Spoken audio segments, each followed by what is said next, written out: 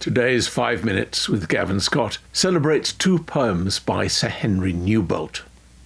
Sir Henry Newbolt was born in the Midlands of Britain in 1862, son of the vicar of St Mary's Church, Bilston.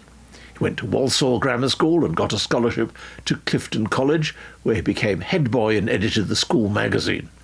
Among his contemporaries, as well as future literary stars like Arthur Quiller Couch, was the First World War general Douglas Haig.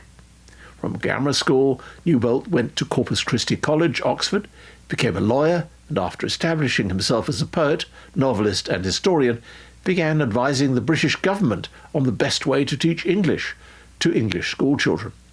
Perhaps it's not surprising that when some of his poems were learnt by heart in the English classrooms for generations, they began to resonate as national treasures, and they do so in some ways even today.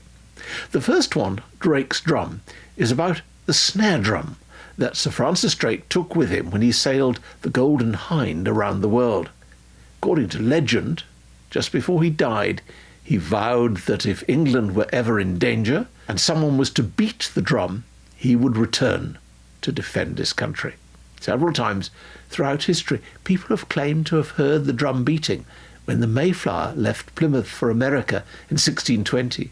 When Napoleon was captured in 1815, when World War I began in 1914, and during the evacuation from Dunkirk. There's a line mentioning the Dons in the poem. Drake is referring, of course, to his old enemies, the Spanish, whose armada he had helped defeat in 1588. And Nombre Dios Bay, where he died, is in Panama. Here's the poem, Drake's Drum.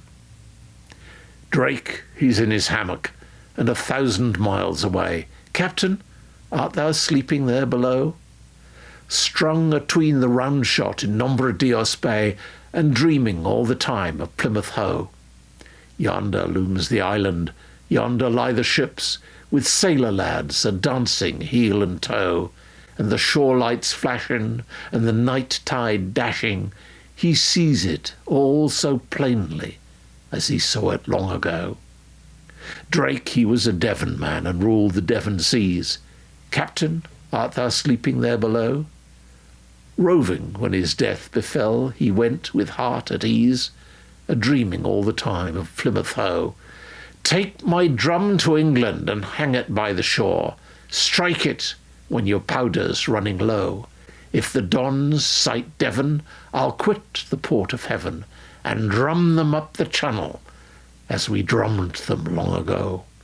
Drake, he's in his hammock, till the great armadas come. Captain, art thou sleeping there below, slung atween the round shot, listening for the drum, and dreaming all the time of Plymouth Hoe? Call him on the deep sea, call him up the sound, call him when ye sail to meet the foe, where the old trade's plying and the old flag's flying. They shall find him ware and waking, as they found him long ago. My second poem from Henry Newbolt is called Vita Lampada, which means they pass on the torch of life, and it makes a powerful connection between a school cricket match and a bloody battle at Abu Klea in Sudan in January 1885, during an unsuccessful expedition to rescue General Gordon from Muslim insurgents. The jammed Gatling that's referred to is the eponymous machine gun.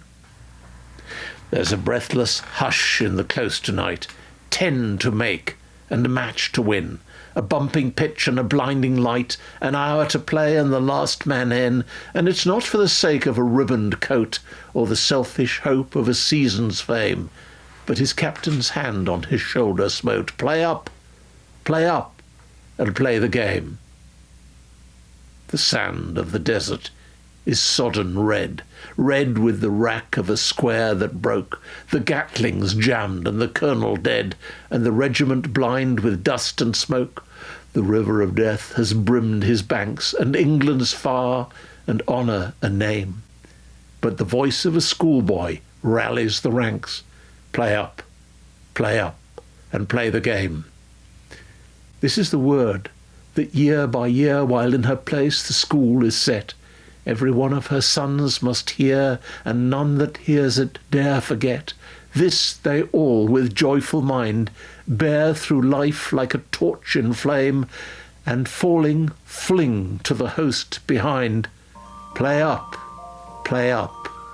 and play the game.